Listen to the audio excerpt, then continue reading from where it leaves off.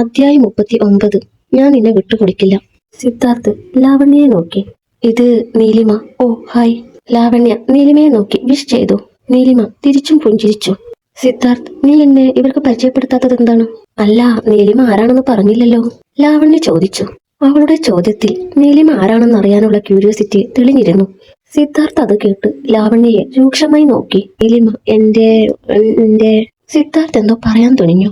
ലാവണ്യ ആകെ അമ്പരന്നു. അവൻ എന്താണ് പറയാൻ പോകുന്നതെന്ന് ശ്രദ്ധിച്ചു.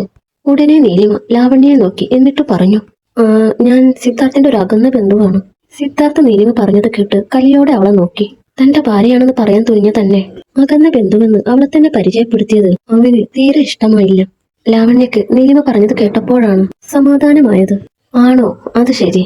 എന്നിട്ട് സിദ്ധാർത്ഥ് ഇതുവരെ ഇങ്ങനൊരു ബന്ധുവുള്ളത് പറഞ്ഞിട്ടില്ല.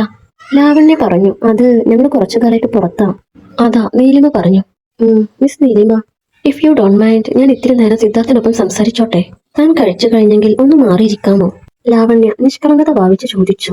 അവൾ തന്നോട് എന്തിനാണ് അങ്ങനെയുള്ള കാര്യത്തിൽ പെർമിഷൻ എടുക്കുന്നതെന്ന് മനസ്സിലാവാതെ നീലിമ എഴുന്നേൽക്കാൻ ശ്രമിച്ചു.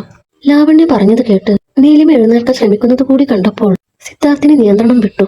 അവിടെ ഇരിക്ക്, സിദ്ധാർത്ഥ് നീലിമയെ നോക്കി പറഞ്ഞു. നീലിമ അവന്റെ ശബ്ദം കേട്ട് അറിയാതെ ഇരുന്നിടത്ത് തന്നെ അമർന്നുപോയി. അപ്പോൾ സിദ്ധാർത്ഥ് ലാവണ്യയെ നോക്കി. അവരിരുന്നോട്ടെ, താൻ പറയൂ, ഞാൻ കേൾക്കാം, സിദ്ധാർത്ഥ് പറഞ്ഞു. ലാവണ്യക്ക് അത് കേട്ട് ഭയങ്കരമായ ദേഷ്യം വന്നു. പക്ഷേ സിദ്ധാർത്ഥിന്റെ സ്വഭാവം അറിയാവുന്നതുകൊണ്ട് അവൾ എതിർത്ത് പറയാതെ അവന്റെ അരികിൽ ചെന്നിരുന്നു.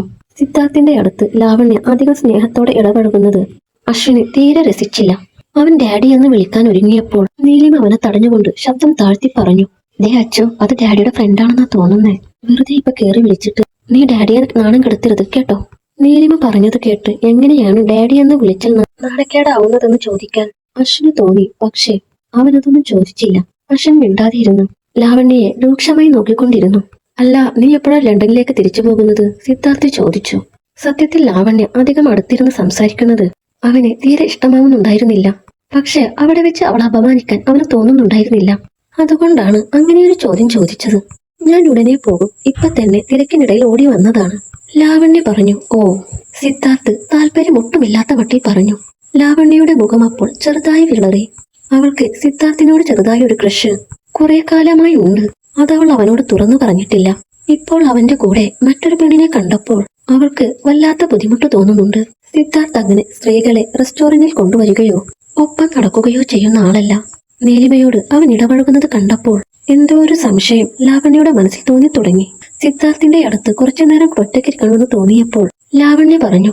സിദ്, എനിക്ക് കുറെ കാലമായി ഇങ്ങോട്ട് വരാതിരുന്നത് കൊണ്ട് സ്ഥലത്തെ പറ്റിയൊന്നും വലിയ ധാരണയില്ല. നമ്മൾക്ക് ഒന്ന് കറങ്ങാൻ പോയാലോ? നീ എന്റെ കൂടെ വരാമോ? ലാവണ്യ ചോദിച്ചത് കേട്ട് സിദ്ധാർത്ഥ് ഉടനെ അവളെ നോക്കി തന്നെ പറഞ്ഞു. സോറി ലാവണ്യ, എനിക്ക് നീലിമയും മോനെയും വീട്ടിൽ കൊണ്ടുവിടണം. വരാൻ പറ്റില്ല. സിദ്ധാർത്ഥ് അങ്ങനെ പറഞ്ഞു കളയുമെന്ന് ലാവണ്യ കരുതിയതല്ല. അതിന്റെ വാട്ടം അവളുടെ മുഖത്തുണ്ടായിരുന്നു.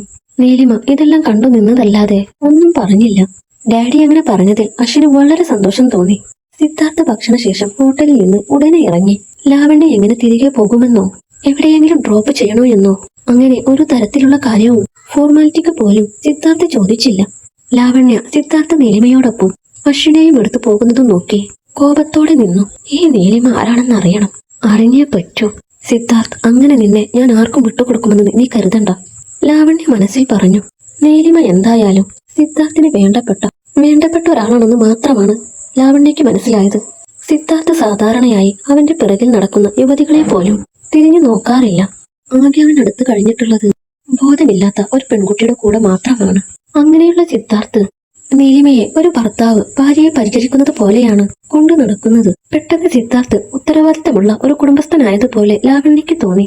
അവൾ ഉടനെ ഫോൺ എടുത്ത് ഹേമന്തിന്റെ നമ്പർ ഡയൽ ചെയ്തു. ഹേമന്ത് ഉടനെ ഫോൺ എടുത്തു. എടാ, നീ എവിടെയാ, ഒന്ന് കാണാൻ പറ്റൂ?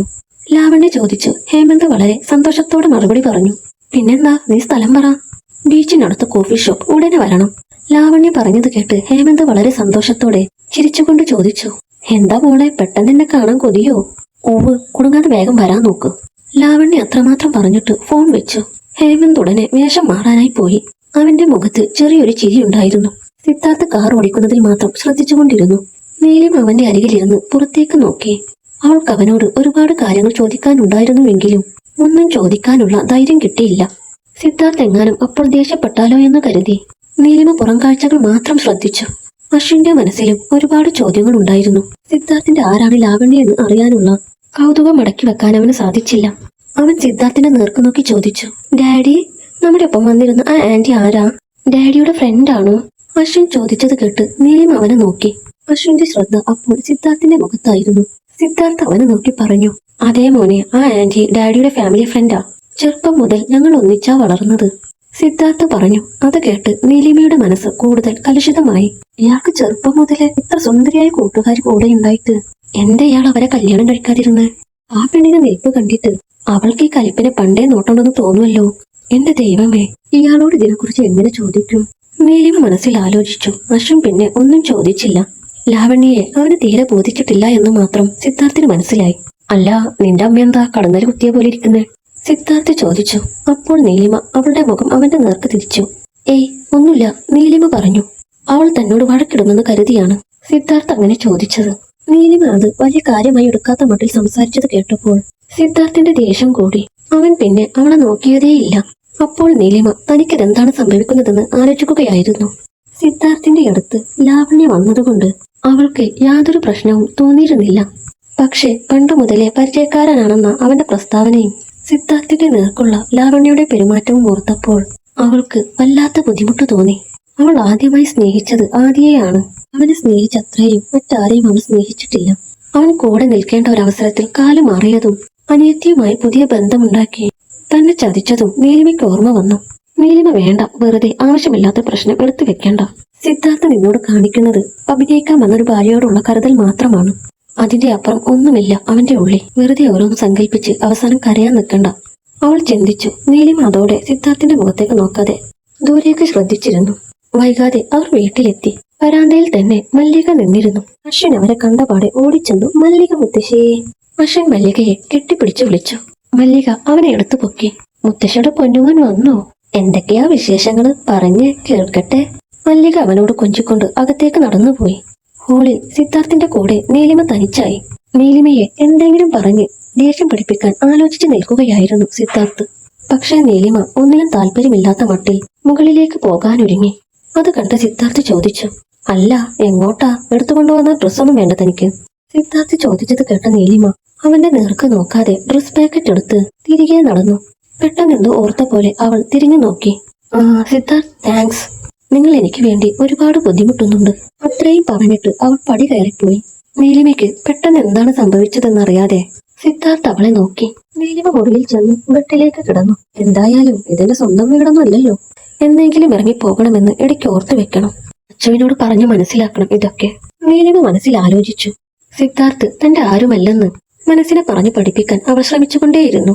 ബീച്ചിനരികിലുള്ള ഒരു പ്രമുഖ കോഫി ഷോപ്പിൽ ലാവണ്യ ഹേമന്തിനെ കാത്തിരുന്നു. കവിതാക്കളുടെ നല്ല തിരക്കുണ്ടായിരുന്നു. ലാവണ്യ ഒരു കോഫി ഓർഡർ ചെയ്ത് കഴിഞ്ഞാണ് ഹേമന്ത് അവിടെ എത്തുന്നത്. അവളെ കണ്ടപാടെ ഹേമന്ത് വളരെ സന്തോഷത്തോടെ ചിരിച്ചുകൊണ്ട് കൈവീശി അവളുടെ അരികിലേക്ക് വന്നു. ഹായ്, എത്ര നാളായി നാം കണ്ടിട്ട്? ഹേമന്ത് ലാവണ്യയെ നോക്കി പറഞ്ഞു. നിനക്ക് സമയമുണ്ടോ? നീയൊക്കെ എപ്പോഴും തിരക്കല്ലേ? ലാവണ്യ തിരിച്ചു ചോദിച്ചു.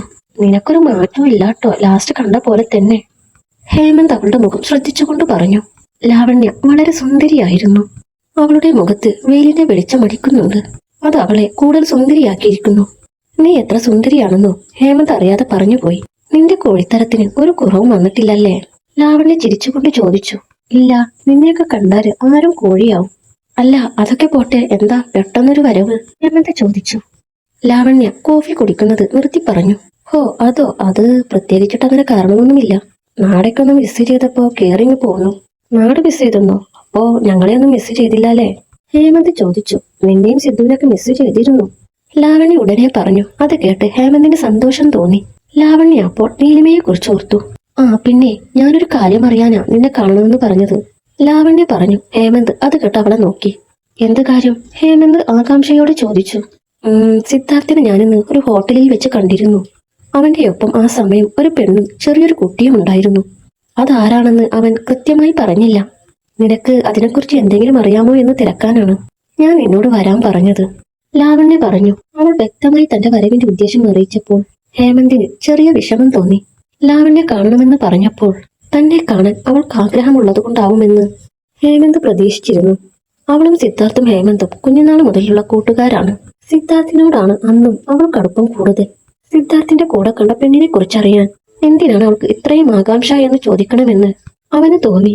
താൻ അവളോട് എന്തെങ്കിലും ചോദിച്ചാൽ അവൾ തന്നെ തെറ്റിദ്ധരിക്കുമെന്ന് കരുതിയതുകൊണ്ട് ഹേമന്ത് ഒന്നും ചോദിച്ചില്ല. അത് നീലിമയാവും, അവരെയാണ് മിക്കപ്പോഴും അവന്റെ കൂടെ കാണാറുള്ളത്. ഹേമന്ത് പറഞ്ഞു. അതെന്തിനാ അവരെപ്പോഴും അവന്റെ കൂടെ നടക്കുന്നത്? ലാവണ്യ ചോദിച്ചു. അങ്ങനെയല്ല, സിദ്ധാർത്ഥിനെ നിനക്കറിയില്ലേ? ഒരു പെണ്ണിന്റെയും കൂടെ നടക്കാത്ത അവൻ നീലിമയുടെ കൂടെ മിക്കയിടത്തും പോകുന്നത് കാണാറുണ്ട്. അതാ ഞാൻ ഉദ്ദേശിച്ചത്, ഹേമന്ത് പറഞ്ഞു. അത് കേട്ട് ലാവണ്യയുടെ മുഖം വാടി.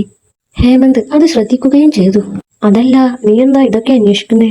ലാവണ്യയുടെ മുഖം ശ്രദ്ധിച്ചപ്പോൾ ഹേമന്തിന് ആ ചോദ്യം ചോദിക്കാതിരിക്കാൻ അപ്പോൾ കഴിഞ്ഞില്ല. ലാവണ്യ ഒന്ന് പരിങ്ങി, എന്നിട്ട് പറഞ്ഞു. ഒന്നും ഉണ്ടായിട്ടല്ല. സിദ്ധാർത്ഥിന്റെ ഒപ്പം കണ്ടപ്പോൾ നീലിമ പറഞ്ഞത് അവന്റെ അകന്ന ബന്ധുവാണെന്നാ. അതാ ഞാൻ നിന്നോട് അതിനെക്കുറിച്ച് ചോദിച്ചത്. നമ്മളറിയാത്ത ഏത് ബന്ധുവാണ് സിദ്ധാർത്ഥിനുള്ളത്? ലാവണ്യ ചോദിച്ചു. ലാവണ്യ അങ്ങനെ ചോദിച്ചപ്പോൾ ഹേമന്ത് ആകെ അമ്പരന്നു. നീലിമ എന്തുകൊണ്ടാണ് അവരുടെ വിവാഹക്കാര്യം മറച്ചു വെച്ചതെന്ന് ഹേമന്ത് ചിന്തിച്ചു. അല്ല, നീ എന്താ ആലോചിക്കുന്നത്? ലാവണ്യ ചോദിച്ചു. ഒന്നുമില്ല. എനിക്ക് നീലിമ അവന്റെ ആരാണെന്നൊക്കെ നന്നായി അറിയാം. പക്ഷെ ഞാനത് ഇപ്പൊ നിന്നോട് പറയില്ല. എനിക്ക് നല്ലൊരു ഹോട്ടലിൽ പോയി ഫുഡ് വാങ്ങി തന്ന വേണമെങ്കിൽ ഞാൻ പറയാം. ഹേമന്ത് പറഞ്ഞു. ലാവണ്യക്ക് അത് തീരെ ബുദ്ധിമുട്ടുള്ള കാര്യമല്ല. അവൾ ഉടനെ അതിന് സമ്മതിച്ചു. ഉറപ്പായും വാങ്ങിത്തരാം, നീ പറയുന്ന ഹോട്ടലിൽ കൊണ്ടുപോകാം, ലാവണ്യ പറഞ്ഞു. സത്യത്തിൽ ഹേമന്തിന് അങ്ങനെ ഫുഡ് വാങ്ങിച്ച് കഴിക്കേണ്ട ആവശ്യമൊന്നും ഇല്ലായിരുന്നു. ലാവണ്യയെ വീണ്ടും കാണാൻ ഒരവസരത്തിന് വേണ്ടി മാത്രമാണ് അവൻ അങ്ങനെ പറഞ്ഞത്. അവൾ അതിന് സമ്മതിച്ചപ്പോൾ വളരെ സന്തോഷമായി. അല്ല, നിനക്ക് ഈ കാര്യത്തിൽ ഇത്ര ആകാംക്ഷ എന്തിനാ? ഹേമന്ത് വീണ്ടും ചോദിച്ചു. ആകാംക്ഷയൊന്നുമല്ല, നമ്മുടെ ഫ്രണ്ടല്ലേ അവൻ, അതുകൊണ്ട് ചോദിച്ചെന്നേ ഉള്ളൂ, ലാവണ്യ പറഞ്ഞു. ഹേമന്ത് അത് വിശ്വസിച്ചില്ല. അവൻ അപ്പോൾ നീലിമയെയും സിദ്ധാർത്ഥിനെയും കുറിച്ച് ചിന്തിച്ചു. ഇവരെന്താണ് ഈ ഉദ്ദേശിക്കുന്നേ?